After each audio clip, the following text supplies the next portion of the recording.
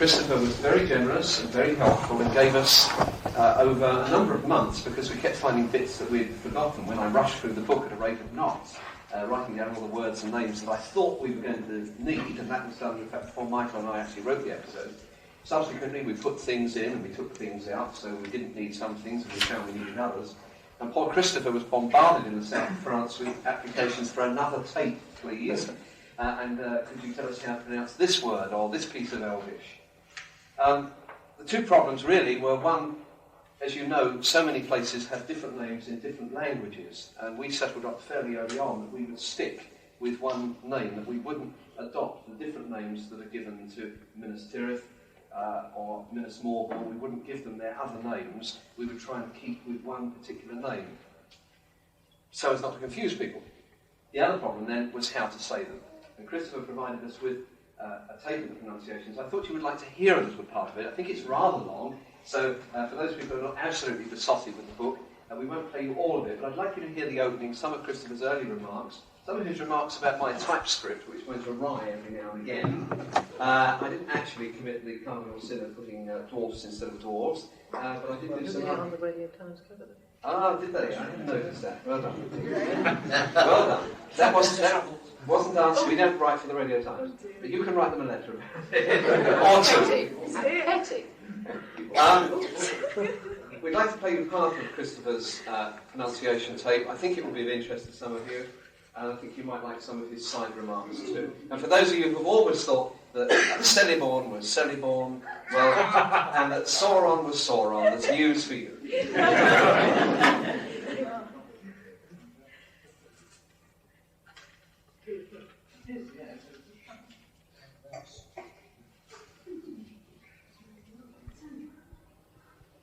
Names in the Lord of the Rings. Before speaking the names on the typescript list sent to me, I would just say that some degree of accommodation is necessary and inevitable between the Elvish names in their own right and their presence in a modern English context. In a good many cases, there is really no perfectly correct pronunciation. For example, a name like Celeborn would be pronounced in Sindarin as Celeborn, with a consonant R clearly heard before the final N, Celeborn. And my father, when reading aloud, might pronounce it like that.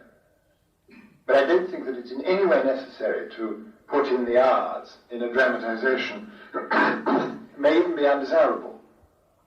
Similarly with the long N's in names like Morannon, Pelennor, where I think that Morannon, Pelennor is certainly acceptable and probably best. On the other hand, where an actual sentence or verse in Elvish occurs, there I think these points ought to be observed. But in general, in my view, the only essential thing is to avoid outright errors, like Sauron instead of Sauron, Sildan instead of Kirdan, or wrong stressing, like Landrovar for Landrovar, and so forth.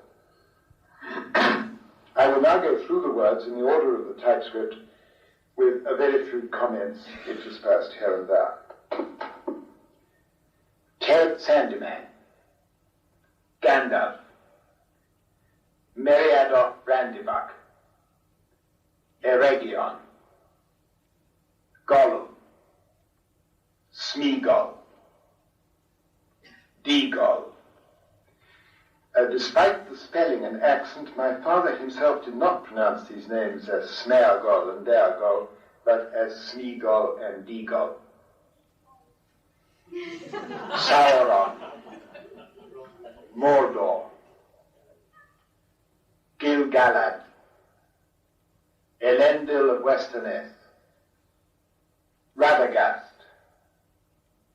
Saruman, Saruman, Eisen, Isengard, Orthanc,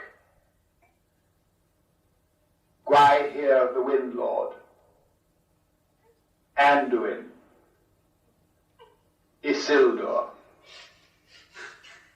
Note that it is Isildur with an S, not Isildur. Aragorn, son of Arathorn, Wilderland, Orod Ruin, Gildor in Glorion. The typescript spells the last syllable A-N, it should be O-N. Gildor in Glorion. Menelvagor, Angmar, Beren, son of Barahir, Luthien Tinuviel, the ford of Bruinen, Glorfindel, Rivendell, Imladris,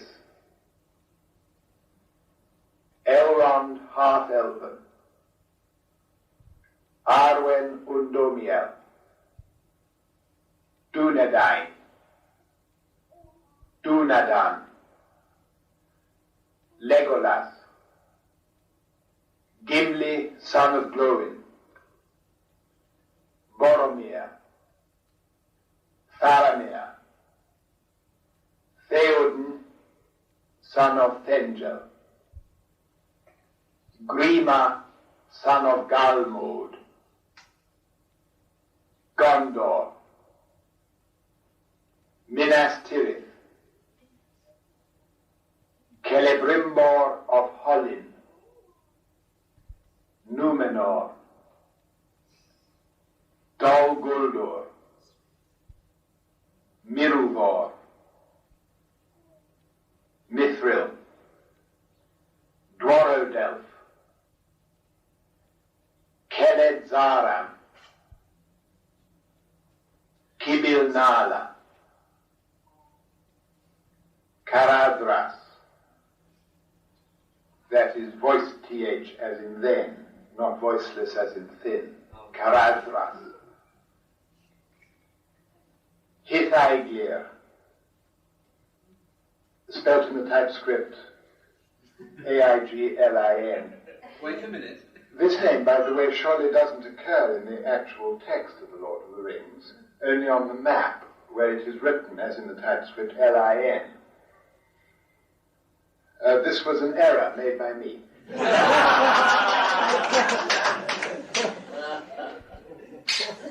So you see the problems that we were confronted with. They were further compounded by the fact that if you listen to the recordings of Professor Tolkien, you will find that he says Theoden, Thengil's son, which sounds to me much more acceptable. So I wrote to Christopher and said, you said it's Thengel, your father said Thengel. Do you mind if we say Thengel? And he wrote back a very characteristic letter and said he didn't mind in the least. Is that what his father said? He was most interested. And he quite understood that we wanted to use that pronunciation of it, and that was quite acceptable to him. If, in fact, his father had followed Anglo-Saxon, it would have been Thengel, but as in fact it was a name of the land of Rohan, it was very probably that's why it was pronounced.